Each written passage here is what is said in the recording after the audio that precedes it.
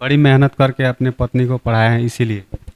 इसलिए नहीं कि हम मेहनत करके पढ़ाए हैं, वो तो एक कारण है, और हम मेहनत नहीं किए हैं, हम बहुत बड़ा मतलब कठोर मतलब त्याग किए हैं, बहुत संघर्ष किए हैं।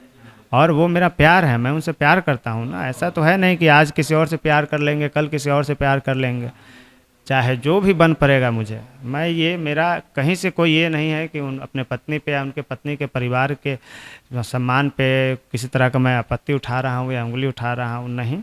अगर कोई इस तरह का कटाक्ष कर भी रहा है तो उसे नहीं करना चाहिए। मैं चाहता हूँ कि मेरी पत्नी या मेरा प्यार, मेरी पत्नी और यानी मेरा प्यार मेरे जीवन में बनी रहे, और अपने प्यार को बचाने के लिए मुझे जो भी बन पड़ेगा मैं, चूँकि कई बार क्या होता है समझ नहीं आता है क्या करे नहीं करे, इस चक्कर में जो मतलब नहीं भी करना चाहिए वो हो जाता है, और जो होना चाहिए वो नहीं हो पाता, क्योंकि हम भी इंसान ही हैं, कहीं ना कहीं टूटते हैं बिखरते हैं। लेकिन मेरा जो मतलब मेन मैं जो चाहता हूँ यही कि मेरा प्यार एक दिन मतलब लौट आए। अब बात ये है। तो क्या आपकी पत्नी आपके ऊपर क्या एलिगेशन लगा रही है, क्या दोष दे रही है?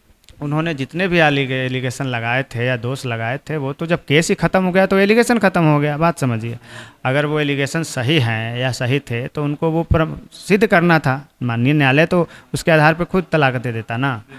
तो अभी वर्तमान में अब हम भी अभी आपको ये कह दे कि आप चोर हैं, या आप कह दें मुझे कि मैं चोर हूँ, तो कहने मात्र से तो हो नहीं जाऊँगा ना, इसको साबित करना हुआ कि साबित करना हो। हाँ, कि मैंने कोई चोरी किया है कि क्या किया है नहीं किया है। तो उन्होंने एलिगेशन लगाए थे लेकिन केस ही ख़त्म हो गया तो एलिगेशन कैसा। उसके पहले आखिर अपने माँ बाप से या आपके परिवार वालों से ये कभी ना कभी बात में कही होगी ना कि इनमें आप में क्या कमियां हैं। तो मैं वही बता रहा हूँ जो मुझे उनके परिवार के माध्यम से पता चला, और उनके माध्यम से कि उनके पास बेहतर विकल्प यहाँ से हो सकता है इसलिए। और अगर मुझ में कोई कमी है तो मैं आपके माध्यम से बताता हूँ, उनसे या उनके परिवार से बैठ के बात कीजिए, अगर मुझ में कोई कमी हुआ तो आप जो कहेंगे फिर मैं वैसा करूँगा। केवल एक तरफा मैं कह दूं कि किसी में कमी है, ये कैसे पता चलेगा बिना उसकी सत्यता जांचे। सत्यता तो जांचनी ही चाहिए। अगर मैं उनके परिवार कहते हैं कि मैं चोर हूँ, मैं मारता पीटता हूँ, या कोई और बात है मैं शराब पीता हूँ, बैठ के बात करिए, मेरा मेडिकल कराइए। अगर मैं शराब पीता होऊंगा, मेरे ब्लड में ऐसा पाया जाएगा, मुझे सज़ा दीजिएगा, दंडित कीजिएगा, जो भी सज़ा होगा। लेकिन बिना बात किए, बिना सब कुछ जाने सुने कैसे कोई निष्कर्ष पे पहुंचा जा सकता है, ये तो सही नहीं है। कहीं ना कहीं आप इस दौर में बेरोजगार हैं, जो अगर आप नौकरी में रहते तो ये समस्या देखने को ना पड़ती। नहीं, मैं बेरोजगार अभी वर्तमान में हूँ, हमेशा से नहीं, मतलब ये हो सकता है।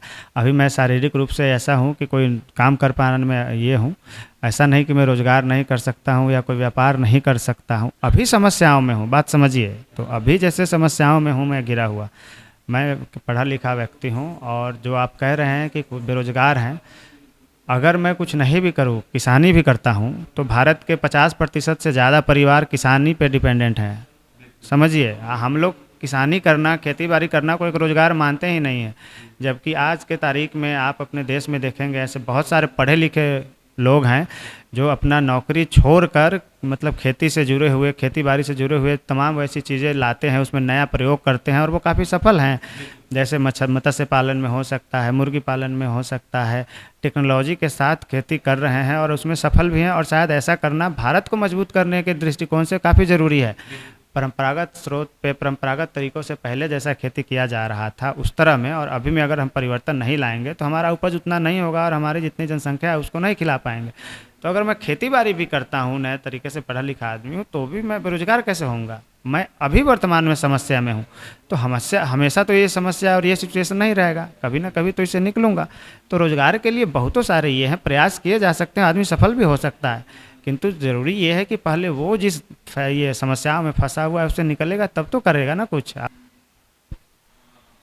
आखिरी में आप क्या कहेंगे अगर आपकी वीडियो आपकी पत्नी देख रही है?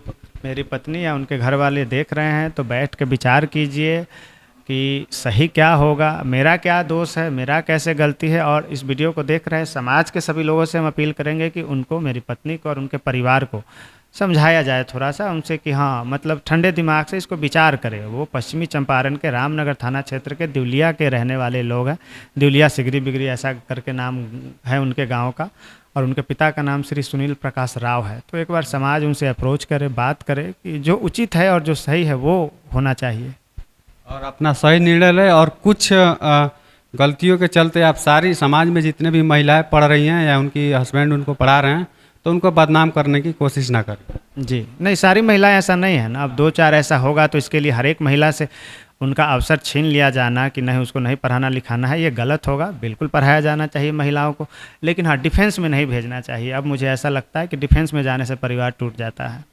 अगर वहीं सिविलियन नौकरी में रहती तो अच्छा। सिविलियन में होती तो शायद ऐसा नहीं होता, बैंक में, टीचर में, किसी भी चीज़ में होती तो ऐसा मुझे लगता है। हो सकता है मैं गलत हूँ, हो सकता है मैं सही हूँ, लेकिन जो मैं महसूस करता हूँ वो बता रहा हूँ।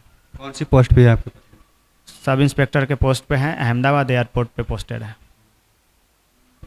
तो ये थे हमारे साथ सुमित कुमार जी, और इनकी पत्नी एसएससी के माध्यम से सब इंस्पेक्टर बनती है और फिर बाद में इनसे तलाक मांगने लगती है। फिलहाल इनके लिए आपकी क्या प्रतिक्रिया है, कमेंट करके हमें ज़रूर बताएं।